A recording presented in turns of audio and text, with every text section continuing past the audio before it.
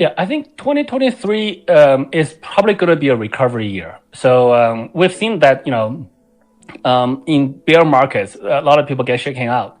But the guys who stay, they will actually lay the foundations for the next bull run. And also, even though as bad as 2022 is, we call it a winter. But this winter is way warmer than the last one. The bottom of the last one is like $3,000 US, and this winter the bottom is like $16,000, which is still like 6x improvement. So I think going into 2023, we just gotta continue building products people use. I think we're seeing a number of other use cases instead of just trading. NFTs are getting traction, DeFi is getting traction, payments are getting traction, remittances are getting traction. So all of those use cases, I think, will continue to build into 2023. Binance Card, I think, is now available in 5-6 countries. We're adding 9 more in the next quarter or so. So a lot of things are happening. And then also wallets. I think we still need a lot more better wallets in the ecosystem. So we'll continue to invest a lot more there. So there's quite a lot of different stuff. I don't have a specific blueprint. We'll figure it out. Also, for me, this is the third winter. I came into crypto at the end of 2013, beginning of 2014. That was a high. In December 2013, Bitcoin reached the high of $1,000, and then it dropped for like 2 years. And then 2017, it reached another high of $19,000. And then there was a winter, so that was my second. And then 2021, there was another all-time high of 68,000. And then now we're kind of in a winter again. So this is the third time for me, and this is the second time for Binance. We have this mentality that this will happen.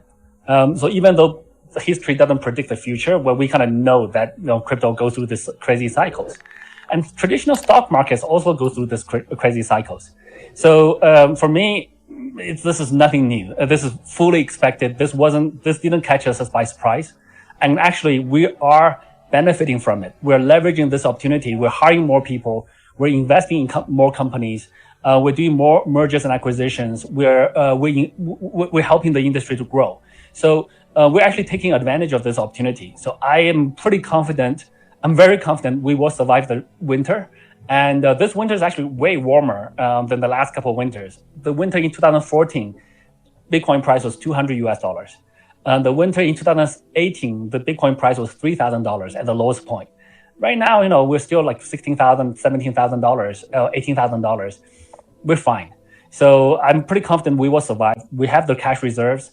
We're still profitable even today. We've been profitable through Binance has been profitable through the last 2 crypto winters. We're totally fine. So I'm pretty sure we will survive. Yeah, I think 2022 has definitely been what you call a dynamic year.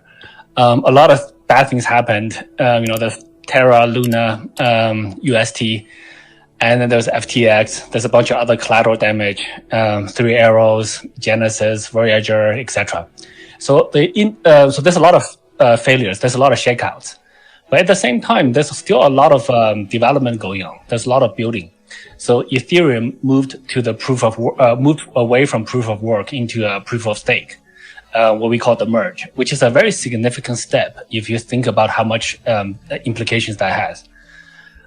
So that's a very big one. NFT is still moving forward. We're seeing Twitter allowing users to upload NFTs as their profiles, Facebook, Reddit, all following that. The blockchain technologies continue to advance. So we see more layer 1 protocols launching. We see more zero knowledge ZK proofs making progress. BNB chain launched its zero knowledge scaling technology, ZK BNB, and a number of other projects on ZK EVM applying to launch next year. Many countries started to look at central bank digital currencies, etc. And Binance over 2022 have got 14 licenses globally. And about, I can't remember the exact number, maybe like somewhere around 8 to 10 licenses in the US. Binance US got 8 to 10 new licenses in 2022. So that's pretty significant. Internationally, Binance.com, France, Italy, Spain, Poland, Cyprus, Australia, New Zealand, Abu Dhabi, Dubai, Bahrain, Kazakhstan, and Japan and South Africa. So all of these countries, we got registrations or licenses this year. So as much FUD as there is, there's a lot of progress. So, and also at Binance.com, I think we're quite proud to stick to our values in these turbulent times. So we are increasing the user transparency. We topped up our Safe Food Fund to $1 billion again because of the crypto price dropped. Our business continued to grow. We surpassed 120, 130 million users globally. We have 7,800, 900 employees right now with over 100 nationalities all over the world.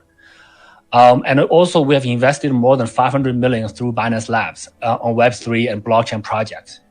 So Binance NFT has 600,000 weekly users and 3 million gaming NFTs listed. And Binance Academy hosted 26 million unique visitors to our learning materials in 2022 alone. And we donated 15 million US dollars equivalent in 2022 to different projects life-changing projects in 20 different countries. So yeah, all of this is happening. And we've seen growth in the number of users actually. So in this industry, and as much as we see issues in the industry, I think the strong players are still growing. Oh, and lastly, BUSD is now the third largest market cap stablecoin. BUSD is not issued by Binance; it's issued by Paxos, which is an NYDFS regulated entity. And it has the largest, highest fiat backing, 96%, and 4% in treasury bills. So all of those things are happening. So there's a lot of FUD, there's a lot of skepticism, there's a lot of fear, there's a lot of questions, but also there's a lot of the strong builders are building. So I think 2022 is a dynamic year, and it's tough, but we're still progressing. I think more recently, we've seen more fear because more fear on the centralized exchanges part.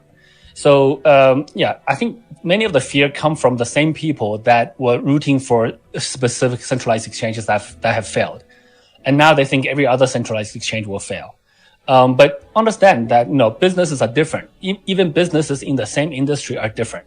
So just because one restaurant fails doesn't mean another restaurant is destined to fail. So, and there are good managers and bad managers in businesses. So, we're seeing that happening. But overall, the consumer confidence is shaken and the regulatory scrutiny will increase. So we do see quite a lot of fear in the industry. But overall, we just recommend people to, adopt your risk management principles, be risk averse. And for crypto businesses, never use your native token as collateral, share life of proof, be more transparent. Keep strong reserves, avoid excessive leverage, and build